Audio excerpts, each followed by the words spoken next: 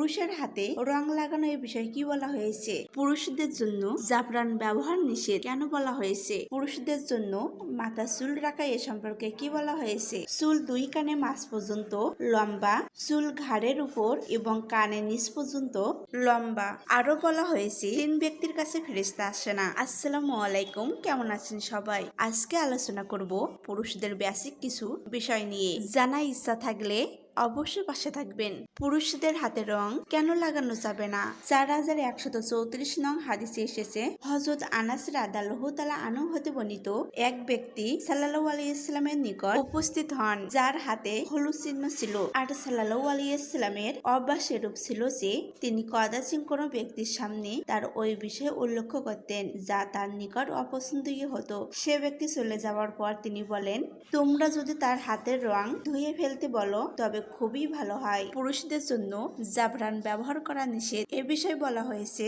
4131 হাদিস নং এসেছে, হযরত আনাস রাদিয়াল্লাহু তাআলা আনহু হতে বর্ণিত, তিনি বললেন, রাসূল সাল্লাল্লাহু আলাইহি ওয়াসাল্লাম পুরুষদের জাফরান রং ব্যবহার করতে নিষেধ করেছেন। এবার জানবো পুরুষদের মাথা চুল রাখা সম্পর্কে। 4135 নং হাদিসে এসেছে, হযরত বারা হতে বর্ণিত, তিনি বললেন, আমি কোনো ব্যক্তিকে কান পর্যন্ত বাবরিধারী লাল ইয়ামনি চাদরে আবরণে রাসূল সাল্লাল্লাহু আলাইহি ওয়াসাল্লাম থেকে অধিক সুন্দর দেখিনি। রাবি মুহাম্মদ রাদিয়াল্লাহু অতিরিক্ত বর্ণনা করেন যে তার চুল ছিল ঘাড় পর্যন্ত লম্বা। ইমাম আবু দাউদ রাদিয়াল্লাহু বলেন, তার চুল কানের লতি পর্যন্ত লম্বা দীর্ঘ ছিল।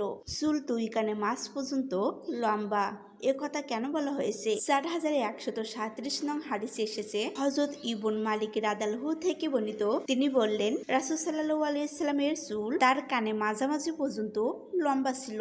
তিন ব্যক্তির কাছে ফেরেশতা কেন আসে না এ বিষয়ে হাদিসে কি লেখা আছে? হযরত আম্মার ইবন ইয়াসির রাদিয়াল্লাহু তাআলা আনহু থেকে বর্ণিত, সাল্লাল্লাহু আলাইহি ওয়াসাল্লাম বলেছেন, তিন ব্যক্তির কাছে ফেরেশতা আসে না। চলুন জানা যাক কোন তিন ব্যক্তির কাছে ফেরেশতা আসে না। 1.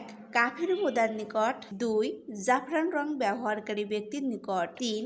অপবিত্র ব্যক্তির নিকট। তবে কোনো কারণবশত অপবিত্র গোসলের পরিবর্তে উযু করলে তাতে কোনো ক্ষতি নেই। মানুষ মাত্রই ভুল হয়ে থাকে।